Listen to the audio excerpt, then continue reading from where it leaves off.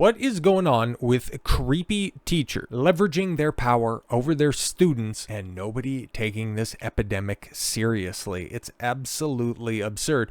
Oh wait, we know exactly why that's happening, because shout out to the quartering for this one. I don't want to even look at the comments because I just know it will be thousands of variations of would or nice. Yeah, exactly, because those are the predators that are out there. And let's not get that twisted, okay? These are adult women taking advantage of children, but it's always dismissed by a bunch of blue-pilled simps that are out there that just go, oh, where were those teachers when I was growing up? It's sick. There's a reason that I cover stories like this every single time I get the opportunity to, because I've got this wild moral compass that tells me that children are innocent and shouldn't be taken advantage of. I know, right? And it's not just simply reserved for one sex over the other. I know, right? Weird. This article is framed by the author, Stacy Kaiser, a licensed practicing psychotherapist and expert in criminal psychology. Okay. Of course, it's written in first person because it's a woman. If I hadn't been inside a California state jail, I wouldn't have thought twice about the two women in front of me. They were former teachers. One was 40 and married, and the other was 29 and single. Both were attractive, respectful, and articulate, seeming the portraits of devoted educators whom any parent would gladly find at the head of a classroom, except I knew the truth. They were convicted predators. 2 decades ago, as my role as a state licensed therapist, I counseled women who were jailed for sex offenses against minors and ordered to undergo psychological treatment as part of their sentence. Those sessions gave me insight into the minds of the perpetrators that still inform my work with abuse victims to this day.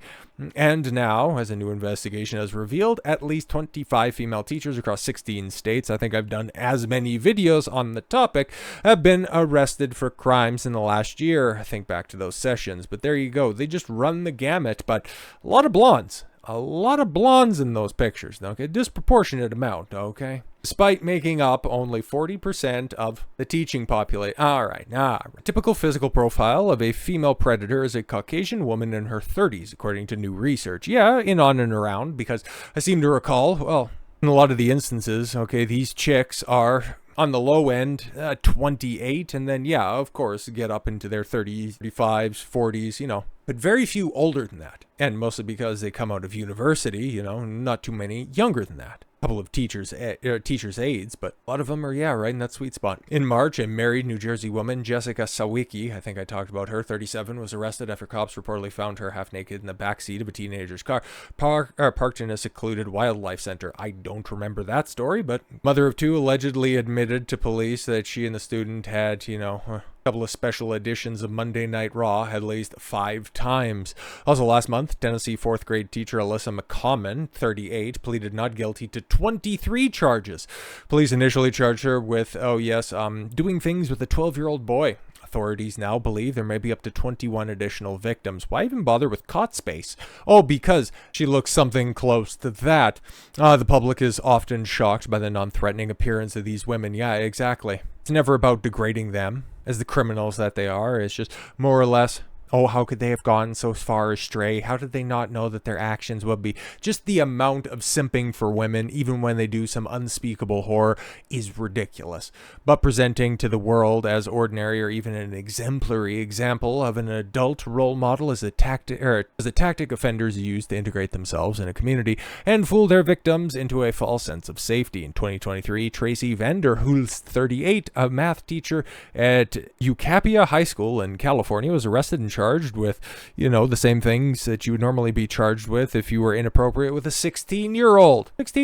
Only years later, Vanderhulst has been named the school's Teacher of the Year. Well, yeah, of course, we know how she ended up getting that award. One of the women that I worked with confessed that she prided herself on being sensitive and caring. It's called being a creep, because she knew that would make the young males feel safe. Yep, just go ahead. Just imagine if this was a guy who was confessing, yeah, you know, I'd just go ahead and I'd counsel those girls. I would try to be sensitive and caring because I know that it made them feel safe. Have a little bit different of perspective on this story now. When I challenged her by informing her that she was harming these individuals, she replied, never felt like that to me. Just the solipsism on display right here. It's astounding, man. Yeah, you did unspeakable acts to somebody who cannot consent to that legally under the law. Right? Redundant, but whatever. Yeah, but what's more important is I didn't feel like it. Another predatory practice is luring the victims with a suggestive or outright posts on social media or in private digital communications. Yes, every single time we talk about subjects like this, it always gets discovered or is discovered in the aftermath of a long list of text message conversations accompanying several either requests or simply scantily clad pictures or videos included. Haley Nichelle Clifton Carmack might have a bunch of names, but she probably has even more victims. 26-year-old Missouri math teacher was arrested in January after having relations with a student. Her social media accounts were filled with such sultry snaps. Well, yeah, of course. I've spoken to victims in recent years who have told me that they were excited by seeing their teacher in provocative poses. Well, yeah, exactly. And especially when they're in their mid-20s, which, hey, shout out. It's just, they're going after kids. That's, ugh. Of course, female offenders are not exclusively white or between the ages of 30 and 40, nor do they only target males. Stephanie Woods, 28, an African-American biology teacher, there she is, and coach from San Antonio, Texas, was arrested in May after she allegedly had an improper relationship with a girl. 17-year-old, in fact. Go figure. So what about the psych profile of these chicks? Okay, this is interesting. The women I counseled told me that they felt real connection with the boys they targeted. Yeah, boys. Actual boys. What are we doing? Some offenders claim that they fall in love with their victims and even purport to be dating them. You're sick. I'm glad you're sort of getting the help that you deserve, but I mean, come on, if you're just getting external affirmation that, yeah, no, your feelings are valid. No, your feelings are unlawful. It's a nothing more than delusional thinking. Yes, a way to justify breaking the law and traumatizing a vulnerable person. Yeah, exactly. You're minimizing. That's basically what this is. Yeah, you committed a crime. I thought it was fine. Who was really hurt? I loved him. We were dating. It's like, no. You're a criminal. There's no getting out of this. An adult cannot have a meaningful or mature relationship with a minor, as children and teens do not fully develop brains. And, victims are influenced by fear, coercion, and deceit. But then again, we're also talking about people that think that they can fall in love with a kid. But who are we talking about when we're saying can't have meaningful or developed relationships? Often, these female perpetrators were victims of abuse. Oh, yes, of course. See, it's all about them, man. Won't somebody please think of their childhood? The most infamous case of a teacher abusing a boy was that of Mary Kay Letourneau. Okay, yeah. Worked at Shorewood, there we go, elementary school in a Seattle suburb of Burien. Was 34 and married with 4 kids. Had started a relationship with a 12-year-old student. Gross. She's still alive? That's unfortunate. Oh, this makes me want to die inside. Letourneau was convicted, yes, and served 3 months in prison. Great. After her release, she violated her parole to seek out Fualu yet again. For that, she was thrown behind bars for 7.5 years. Letourneau's father, John G. Schmitz, makes sense. A former Republican congressman, makes a lot more sense. And political science professor at Santa Ana College. Ding, ding, ding, ding, ding, ding, ding. He was exposed for secretly fathering 2 children with a student when Letourneau was still a child herself. Why waste the space on any of these people? A revelation shattered her family and derailed her young life. Decades later, a friend concluded that she ended up imitating her father. That was your conclusion on that. Okay. This is why these behaviors allowed to perpetrate, because they handle these situations with kid gloves. Kid gloves that a lot of these teachers would just end up trying to put in inappropriate places.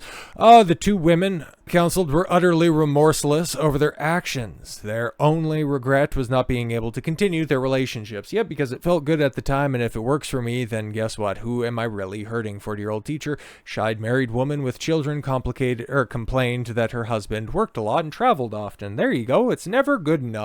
Hypergamy doesn't care. Doesn't even care about the law. 29-year-old assistant teacher said that she was ping-ponged from one failed relationship to another with men her own age. So she just decided, you know what?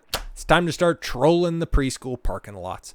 She observed the boys in her school would look at her in ways that she found flattering. Yes, any attention is good enough for most of these hoes. But let's just jump ahead, okay? Yeah, abuse of male victims is no joke. No, I take this stuff deadly serious because it is. I'll poke fun at it, obviously, because you got to joke about everything. It's just when people want to dismiss this, like Jeremy points out, okay, with wood and nice, that's why these situations continue to go on. Miss Letourneau had not been branded an offender, really, or as kids refer to her, the greatest teacher of all time. Comedian Norm Macdonald joked at the time. Norm gets away with that stuff because A, he's Norm, and B, it's a novel concept at the time. But when we started to see a pattern like this, it's like normally when you see something, you say something. But the only thing that a lot of these boomer cons say is, oh, where were those teachers? Well, anyways, am I right to say it's an unfair comparison to do to a female to a male teacher, like a male teacher, 38-year-old creepy, female heroic, said Fox News' Greg Gutfeld on his program last month. I don't condone it, he concluded. I just envy it. Yeah, see, but these attitudes are misguided and hold the public back from addressing the dangerous subset, yes, of abuse. Of course, for the victims, the psychological damage can manifest as depression, low self-esteem, anxiety, and suicide. Yes, of course, yes, self-deletion. Victims may retreat from their friend group and family and develop substance abuse issues. We've seen that before in other videos and other topics I've done on this subject. All these reasons, parents must watch for dramatic changes in behavior from their children, while all teenagers exhibit mood swings, sudden negative changes such as excessive secret keeping, and then social withdrawal is a cause for concern that must not be ignored. Above all else, caregivers must be aware of any adult whom their child spends an inordinate amount of time with. Exactly. It is to be expected for teachers and coaches to be close contact with children during school hours and after school activities, but anything beyond sanctioned events should be viewed cautiously. Yep, exactly. Because, yeah, growing up, I was trying to think, just casting my mind back, 15 years since I was in school, and even in college, coming up on 10 years for that, and I can probably count on one hand the number of teachers that actually made a lasting impact. Nothing like this on my life. A few other ones that I can remember that were just, memorable teachers, but not very good at what they did anyways. There were healthy boundaries. But then again, I also cast my mind back to all of those teachers, and they were, well, what you would normally think of as teachers, people of a certain age, and not these young bucks coming up, trying to work out their own mental issues, bouncing around from school to school, never really having to grow up. And then when they're seeing their life flash before their eyes, once they're starting to approach the wall, retreating back to the easiest point of attention access. You've seen it with one of the examples I was up there. Oh, I just like the way that they looked at me. Yeah, it's because you were 28, quickly approaching 30, and because you've spent your entire life within the confines of the school system, you didn't know and you didn't have to develop any other way. So that's the patterns that we're seeing out there, and that's the reason why got to keep on talking about this stuff, because I don't want to see another generation broken by this issue. There's enough societal issues and ills that are out there that we don't need to go ahead and add additional problems onto the top of it, and especially for young men that are already being attacked relentlessly by society in general. So with all that said, thank you all very much for the gift of your time. I've been Don Consuelo. I want you to follow your gut and get after it. Take care, everyone.